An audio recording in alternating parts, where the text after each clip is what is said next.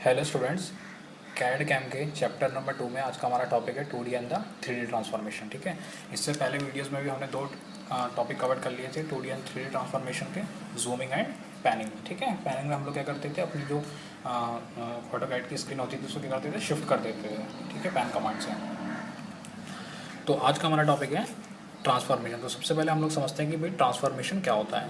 तो देखो यार, ट्रांसफॉर्मेशन क्या होता है। ट्रांसफॉर्मेशन का मतलब होता है change in orientation, size and shape of object.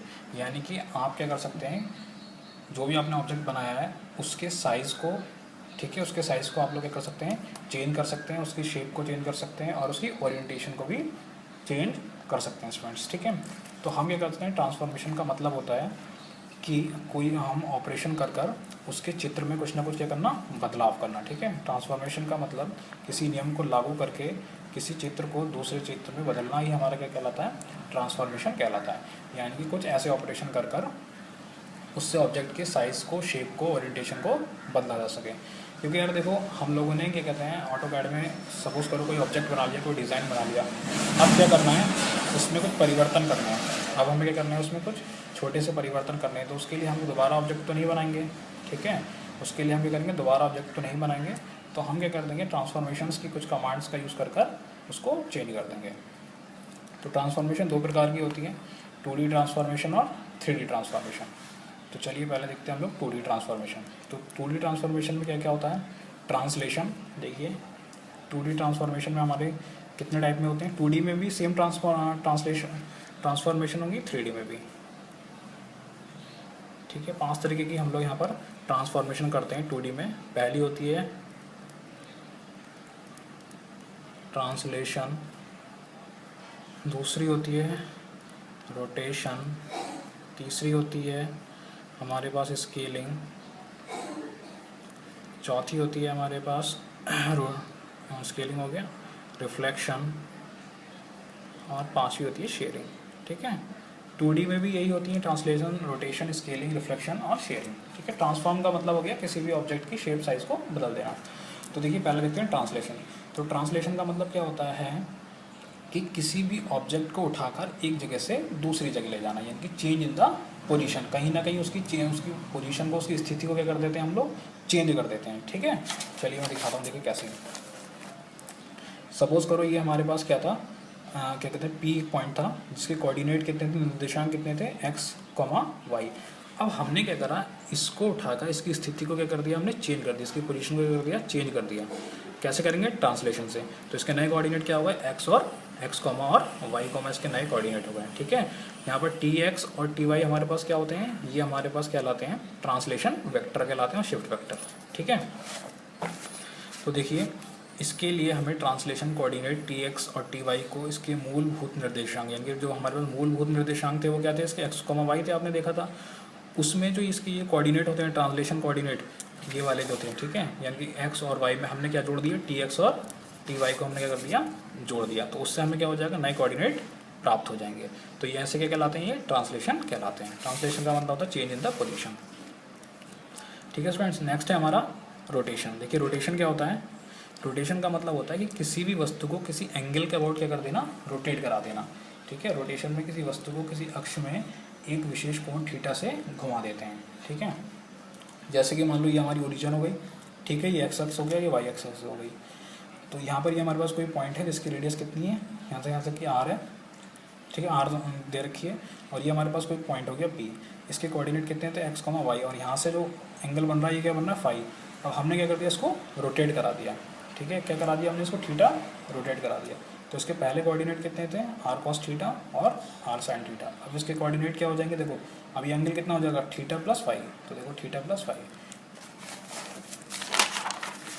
ठीक है स्टूडेंट्स, ये देखो यहाँ के जो होती है मूल बिंदु से दूरी कितनी है, दूरी आर पर स्थित है। ठीक है, ये जो मूल बिंदु से, यानी कि हमारी ओरिजिन से ये डिस्टेंस पर जो स्थित है कितनी है, आर पर स्थित है। ठीक है, यहाँ पर हमारे कोऑर्डिनेट थे एक्स, वाई। यहाँ से एंगल कितना बनना था, फाइव। फिर हमने इसको कर दिया, रोटेट करा दिया। तो नया कोण हमारे किससे रोटेट करा हमने, थीटा से हमें रोटेट करा दिया। तो जो नए कोऑर्डिनेट बनकर आएंगे वो क्या आएंगे, इस तरीके से आएंगे। नेक्स्ट हमारा क्या होता है स्केलिंग। देखो स्केलिंग का मतलब क्या होता है कि हमारे पास जो भी हमारे पास चित्र है यानी कि जो भी ऑब्जेक्ट हमने बनाया है उसके साइज़ को चेंज करना। चेंज स्केलिंग का मतलब है change the size of the object, यानी कि किसी ऑब्जेक्ट के साइज़ को बड़ा करना या फिर उसको क्या करना, छोटा करना। ठीक है ना, इसमें क्या करते हैं हम कि ऑब्जेक्ट के साइज़ को बड़ा या छोटा करते हैं। तो किसी भी चित्र के आकार को बदलने के लिए स्केलिंग का प्रयोग किया जाता है, यानी उसके आकार को चेंज करना है तो हमें क्या करेंगे, स्केलिंग का प्रयोग करेंगे। स्केलिंग की प्रक्रिया में चित्र को बीमा को या तो विस्तार कर देते हैं या फिर संकुचित कर देते हैं, यानी कि उसको कम कर देते हैं या फिर क्या कर देते हैं उसको बढ़ा देते हैं। उसके साइज़ को इंक्रीज़ भी कर सकते हैं हम स्केलिंग से और डिक्रीज़ भी कर सकते हैं। ठीक है, उसके लिए हमें करना क्या होता है कि स्केलिंग फैक्टर देना होता है। स्केलिंग फैक्टर देना होता है। मान लो भाई किसी की कोई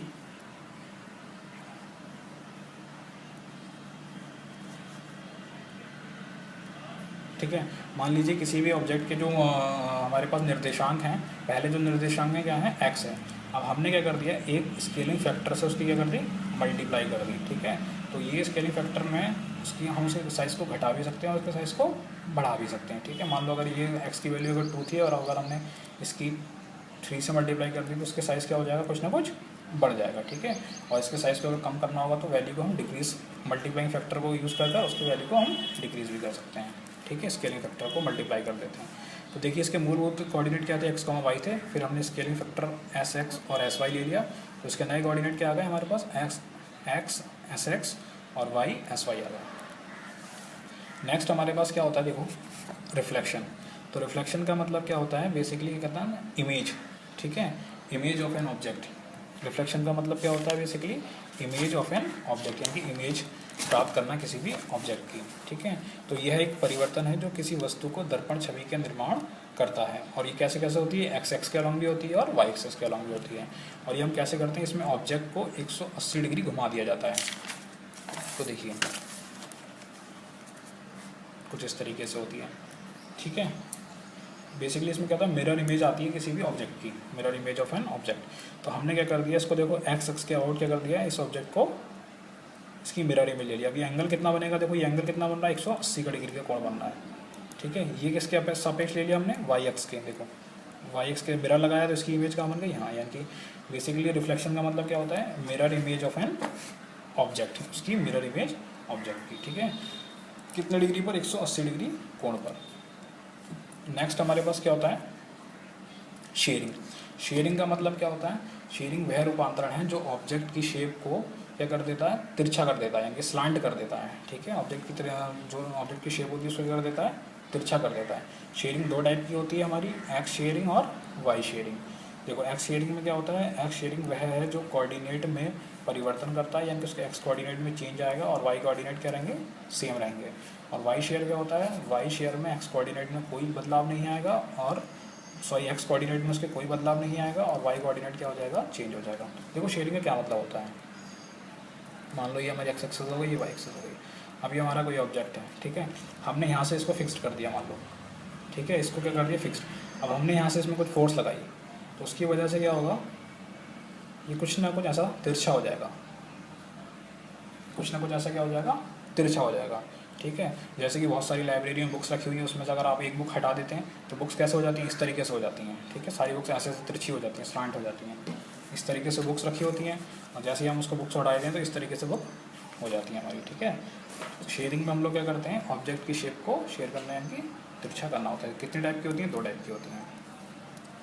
तो ये जो ट्रांसफॉर्मेशन थी ये हमारी क्या थी, 2D ट्रांसफॉर्मेशन थी। ठीक है, इसी तरीके से हमारी क्या होती है, 3D ट्रांसफॉर्मेशंस होती हैं। देखिए स्टूडेंट्स, 3 आयामी रूपांतरण। तो 3 आयामी रूपांतरण में भी सेम चीज़ होती है, ट्रांसलेशन जो मैंने आपको 2D में बताया था, स्केलिंग जो मैंने आपको 2D में बताया था, रोटेटिंग, ठीक है, रिफ्लेक्शन या फिर मिरर या फिर शेयरिंग। तो जो पांचों मैंने प्रॉपर्टी आप लोगों को बताई थी, पांचों प्रॉपर्टी भी क्या होती है, 3D में होती हैं।